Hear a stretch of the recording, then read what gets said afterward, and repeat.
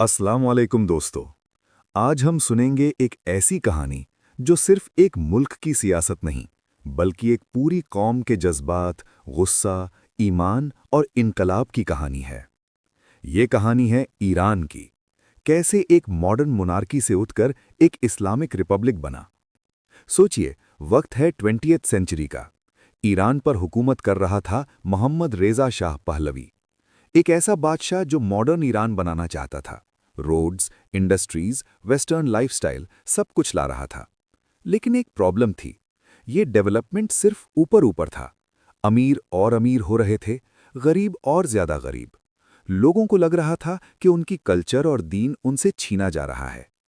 फिर एक और फैक्टर था, फॉरेन इन्फ्लुएंस। 1953 में एक कू हुआ जिसमें अमेरिका और ब्रिटेन ने शाह को सपोर्ट किया और इलेक्टेड लीडर को हटा दिया। इस दिन से ईरान के लोगों के दिल में एक बात बैठ गई, हमारी हुकूमत हमारी नहीं है।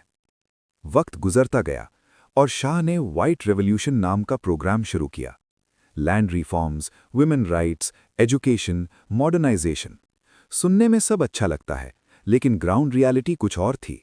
गांव टूट गए, लोग शहरों में आ गए, जॉब्स नहीं, महंगाई ज्यादा।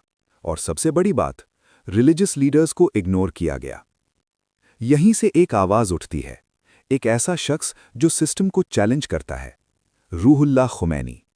एक रिलीजियस स्कॉलर जो खुलकर शाह के खिलाफ बोलता है।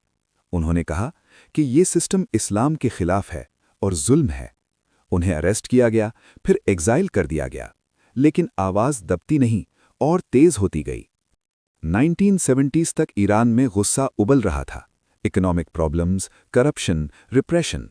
लोग सड़कों पर आने लगे। 1978 प्रोटेस्ट्स शुरू होते हैं। पहले छोटे, फिर बड़े, फिर पूरे मुल्क में। हर प्रोटेस्ट के बाद लोग मरते, फिर 40 दिन बाद और बड़ा प्रोटेस्ट होता। ये साइकिल रुकता ही नहीं। सितंबर 1978, ब्लैक फ्राइडे। फौज ने प्रोटेस्टर्स पर गोली चला दी। कई लोग मारे गए और उस दिन से शाह की कुर्सी हिल गई। फिर स्ट्राइक्स शुरू हो गए। ऑयल वर्कर्स ने काम बंद कर दिया। पूरा सिस्टम रुकने लगा। और फिर एक दिन ऐसा आया, शाह ईरान छोड़कर भाग गया। और फिर हिस्ट्री का सबसे इमोशनल मोमेंट। मिलियंस लोग सड़कों पर खड़े थे, इंतजार कर रहे थे। और वापस आए खुमैनी। 15 साल के एग्जाइल के बाद लोग रो रहे थे खुशी से। सिर्फ 10 दिन के अंदर पूरा सिस्टम गिर गया। 15 फरवरी 1979, मोनार्की खत्म और एक नया दौर शुरू। अब सवाल था, अब ईरान का सिस्टम क्या होगा? रेफरेंडम हुआ। लोगों से पूछा गया, क्या इस्लामिक रिपब्लिक चाहिए या नहीं? और मेजॉरिटी ने कहा हां। और इस तरह ईरान ऑफिशियली बन गया इस्लामिक रिपब्लिक ऑफ ईरान। लेकिन कहानी यहीं खत्म नहीं होती। अब असली चेंज शुरू होता है। नया सिस्टम बनाया गया, एक यूनिक सिस्टम जहां डेमोक्रेसी भी है और रिलीजन भी। सबसे पावरफुल पोजीशन बनी सुप्रीम लीडर, और पहले सुप्रीम लीडर बने खुमैनी। न्यू कॉन्स्टिट्यूशन बनाई गई जिसमें इस्लामिक लॉज को बेस बनाया गया। सोसाइटी में भी बड़े चेंजेस आए। वेस्टर्न कल्चर कम, इस्लामिक रूल्स ज्यादा।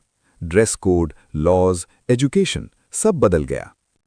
फिर एक और बड़ा इवेंट हुआ, US embassy hostage crisis. Students ने अमेरिकन एम्बेसी पर कब्जा कर लिया और 52 लोगों को बंदी बना लिया। ये क्राइसिस 444 दिन तक चला और ईरान अमेरिका रिलेशन हमेशा के लिए बदल गए। फिर 1980 में एक और बड़ा झटका, ईरान इराक वॉर।